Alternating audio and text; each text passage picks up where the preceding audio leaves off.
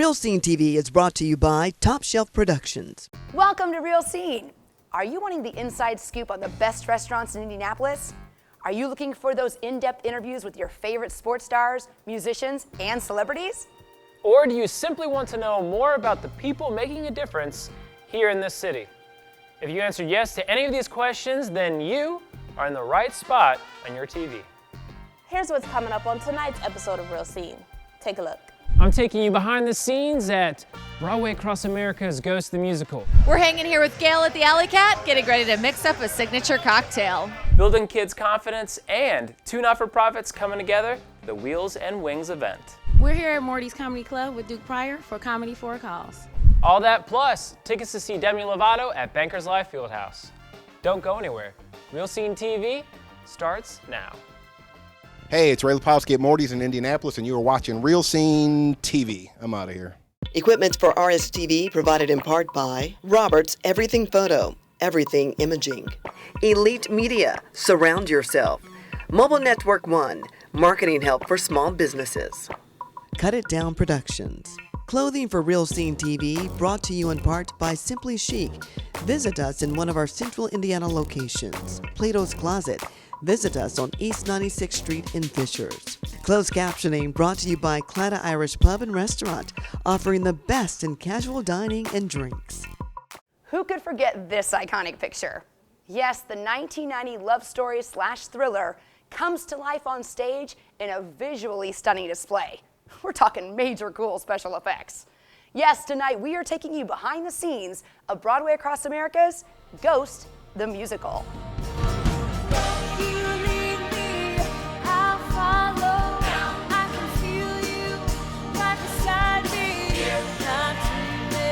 So we're behind the scenes here at Ghost the Musical with Andrew, who is the stage manager, and he's going to end up showing us all kinds of cool things, such as how they turn Sam into a ghost, and then what are some of the prop designs that they use back here, along with some of the wigs and clothing.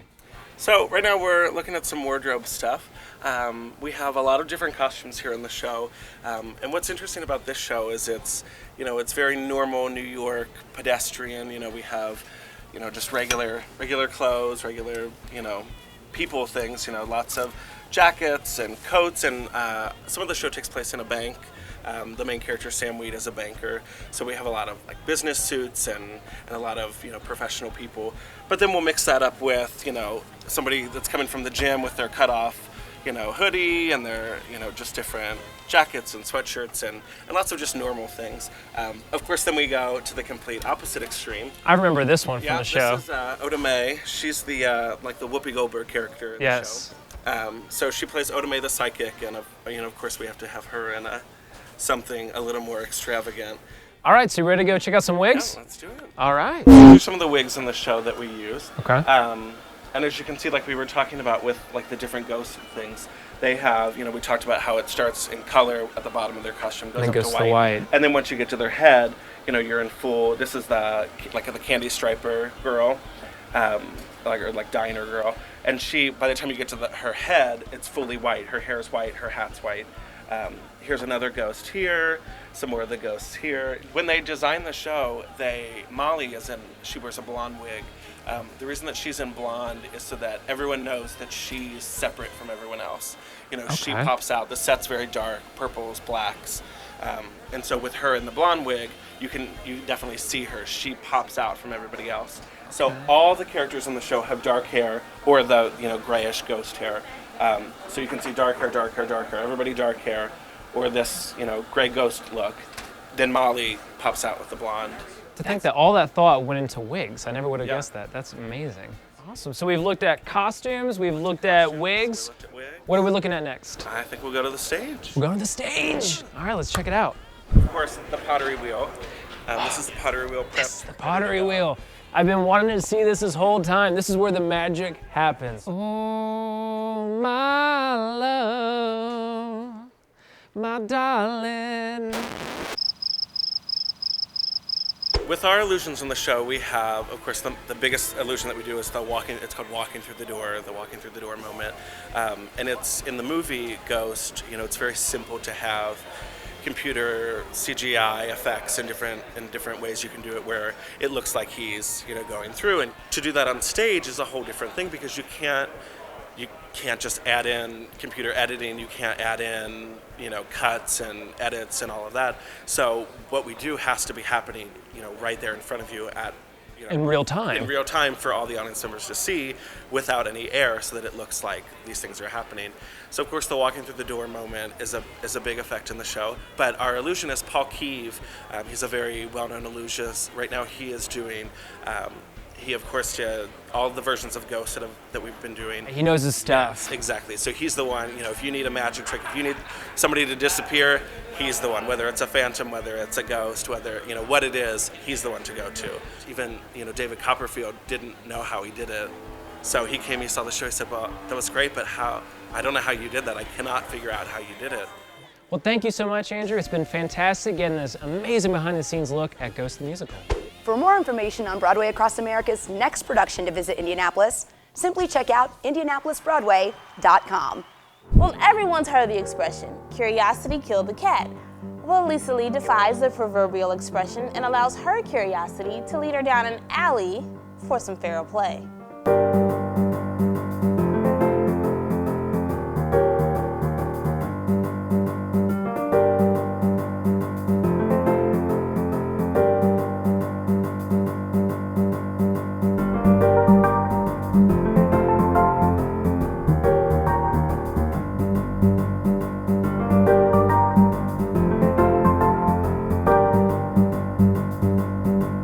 What's going on? What's the drink of the cat?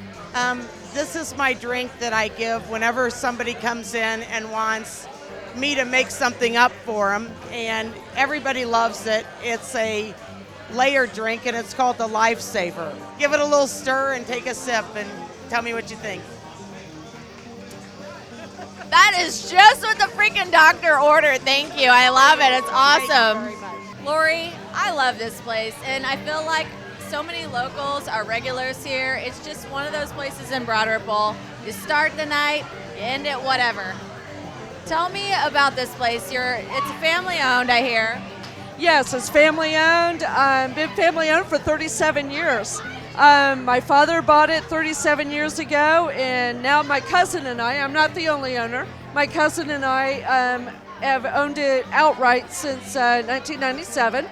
And we have yet another generation even coming on past us. So we're very family oriented.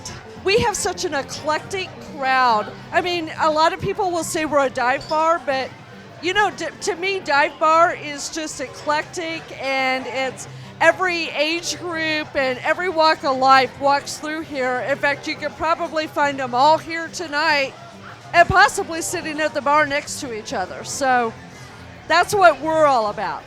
Since we open up at 7 a.m. in the morning and don't close till 3 a.m. in the morning, we actually have everybody walk through those doors. And we'll start out with an older crowd, and you go to the after work crowd, to now we're in a very young crowd, and it's all good. It all melds together. And you have a heck of a crew here, because I've been here quite a few years ago, and I noticed some of the same faces that I saw when I first came in here. We have one bartender that's been here for 25 years, and many that have been here over 20. So they tend to get here and they don't leave.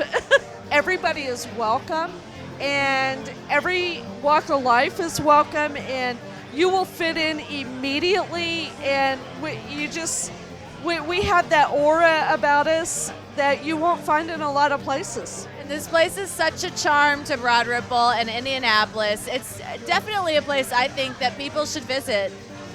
Oh, absolutely. I mean, there's a lot of places in Broad Ripple to go, and I would recommend many of them, but you cannot come to Broad Ripple and not come to the Alley Cat. You have not visited Indianapolis without it. So I'm gonna try some food here tonight. Yeah, oh, okay, if you're gonna get food, you have to get the mini tacos. Mini tacos, you can't go wrong with that bowl. Or bacon cheeseburger. Oh, do I want that cheeseburger? That is one tasty burger.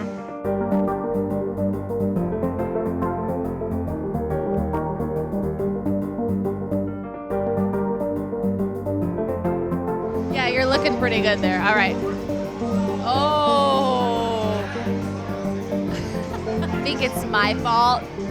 I love the CAT. It's really diverse. There's a lot of cool people here. You never know who you're going to meet. I've seen Reggie Miller in here before. Alley Cat is one of the greatest bars in Indianapolis. They're known for many things, being food, people, music, jukebox, everything. Tattoos especially. Well, I don't have any tattoos, but do I fit in? That's fine. No, you'll fit in. It doesn't matter if you're like normal, like business or whatever. Wild cowboy. He's a wild cowboy. Oh my gosh.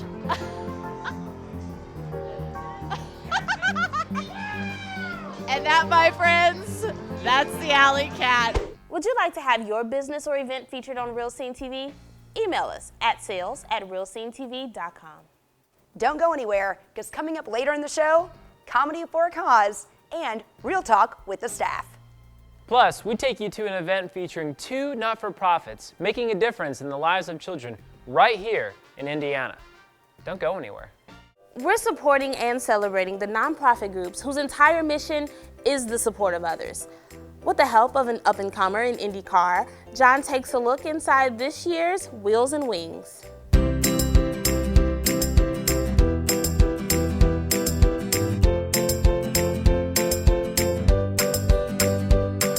So tonight is Wheels and Wings. It's a joint collaborative effort between 913 Sports, my nonprofit, and Flight One, another youth organization here in Central Indiana. And the concept is pretty straightforward, that nonprofits need to work together more and collaborate, and that's exactly what we're doing. Awesome. Now tell us a little bit about your organization specifically. So 913 Sports promotes kids riding bikes. We go into schools and youth organizations all across Central Indiana and provide youth programming, typically within their physical education classes, for a set duration of time. We typically work with 3rd graders through seniors in high school and launched about 2.5 years ago and keep growing, which is a great problem to have. Tell us a little bit about what volunteering for this organization looks like. Well, we go into both IPS schools and to Boys and Girls Clubs, and we take the bikes in. The kids are able to get on the bikes, get a little extra cardio. They build their confidence. You can see how excited they get because they're not only competing against their classmates, they're competing against themselves. They see how they improve from week to week. And it's also, the bike's a great way because it doesn't matter your shape, your size, all of those things. You get them on the bike, and it offers, a standard medium for everyone to compete on. My organization is called Flight One, and we use the joy of flight to build confidence in kids affected by serious health challenges. A few years ago, the doctors incorrectly diagnosed me with cancer. During that time, I looked back on what had a big impact on my childhood, what changed me, and I wanted to share that with my boys if I wasn't going to be around for them. And what had a big impact on me was learning how to fly. My dad taught me how to fly, and I wanted to share that with my boys.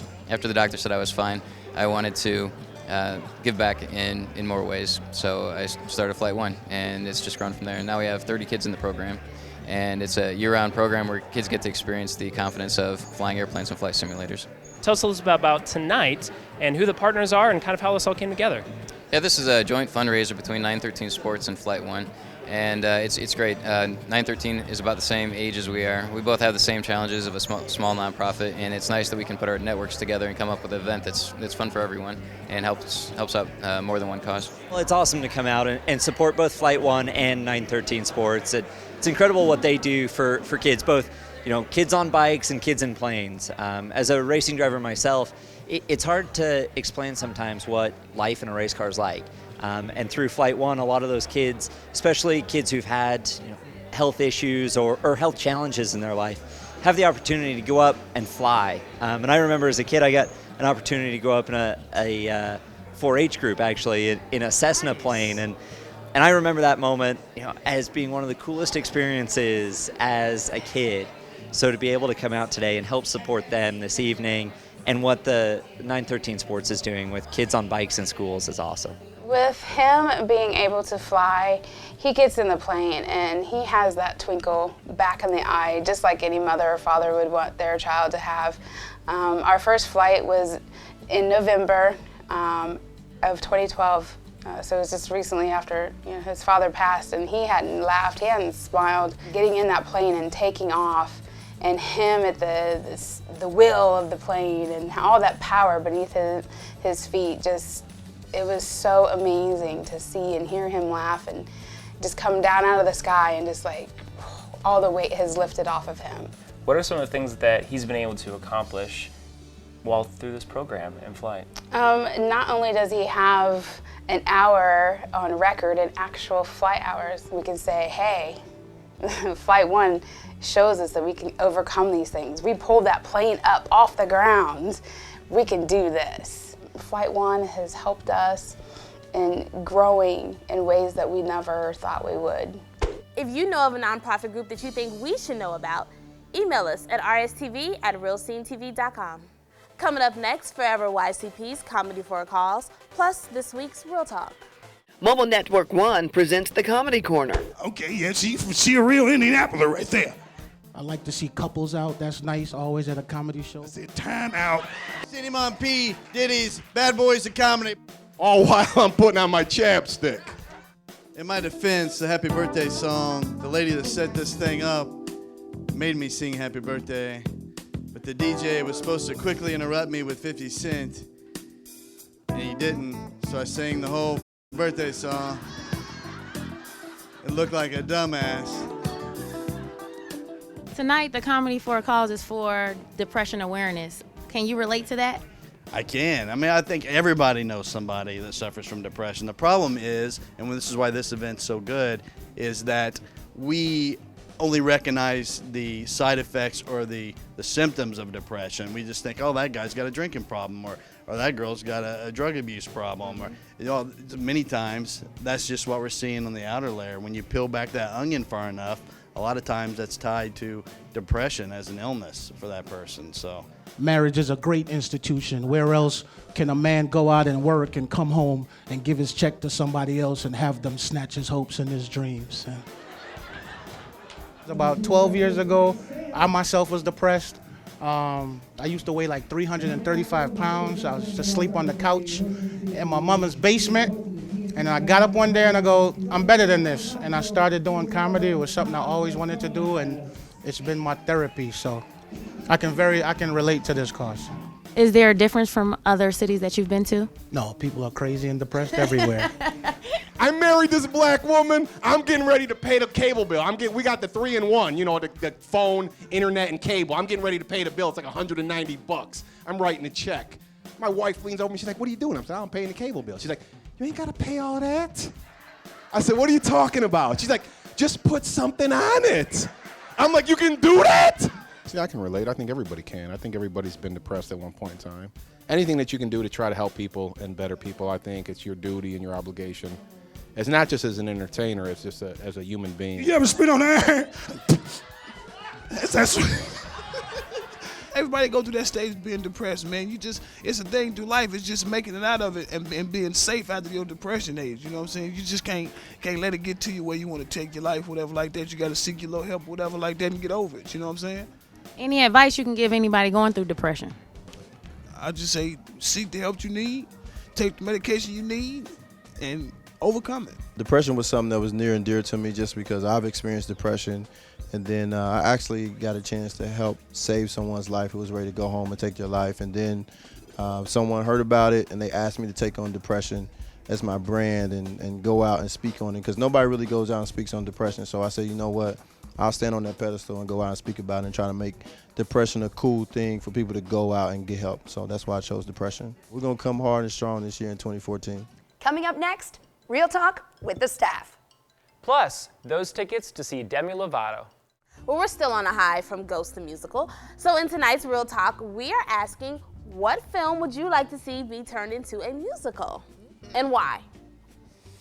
Well, I'm a big Lord of the Rings fan, so I would probably have to pick Lord of the Rings, but I have no idea what it's going to be like to get a bunch of small people known as hobbits singing about a ring. I don't know how that's going to pan itself out, so...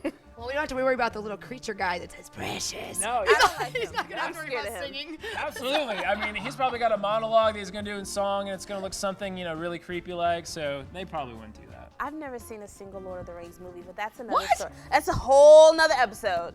Where you going, John? Come back. Now, this is an interesting topic because this is exactly what my brother does. I mean, he literally has converted Harry Potter movies into musicals. He's done The Birds into musical is called The Foul. It's what he does. So I'm like sitting racking my brain, like, what does he what hasn't he done yet that I'd love to see? First came to mind, one of my favorite comedy shows is Coming to America. Yes, I would. Because I want to see too much chocolate. And the other one that came to mind is Jaws. Could you imagine that as a musical? A giant shark coming across. You know, I would be interested to see how they would, transform like a horror movie onto stage, like Texas Chainsaw Massacre. That's one of my favorite horror movies. So to see like Leatherface, could you imagine Leatherface like breaking out in the song right before he slashes you with the chainsaw? Well, and to see the blood splatter everywhere. That would be cool. Well, another movie that I would really like to see turn into a musical is School Days. If you've seen the Spike Lee movie, it's about historically. I have not seen this. Well, it's about historically black university with fraternities and sororities, and it tells that whole story. I would really like to see that, and I actually want to be in that. They're doing a part 2 to that movie. Nice, so you can snag a role. I'm working on it. Well, the whole time you guys were saying horror movies, I thought of Silence of the Lambs. Like, how creepy would it be to see Hannibal Lecter singing a song? Like, I just feel like the thought of that just creeps me out. Like, does that creep anybody else out? Yes. Yeah, I mean, Yes, they did it with definitely. Phantom of the Opera because that originally was just a show. It was just a movie. And then the fact that, Andrew Lloyd Webber was able to make it a musical and it was phenomenal, I don't see why that would be that far off the mark. Yep, there That's you go, why his right next there. project. That's right. That is your challenge now, Sir Andrew Lloyd Webber. Make Hannibal Lecter and Silence of the Lambs into a musical for me. Well, we want you to tell us what you think. Go to our Facebook page and tell us what film you would like to see turn into a musical, and we will pick one random winner to win a pair of tickets to see Demi Lovato at Bankers Life Fieldhouse on March 30th. We want to give a big thanks to 247 Sky Bar for providing our awesome studios here, and you for watching. We'll see you in 2 weeks. Tickets to see Demi Lovato. In your face, Raven. Screw inquisitiveness. How was that one? Was it good? The what? All right. I'd still do the ghost scene with Demi Moore. My name is Jason Joliffe, and I am charged on 5 accounts of sexual harassment in the last 24 hours. Oh, my love. Real Scene TV is brought to you by Top Shelf Productions.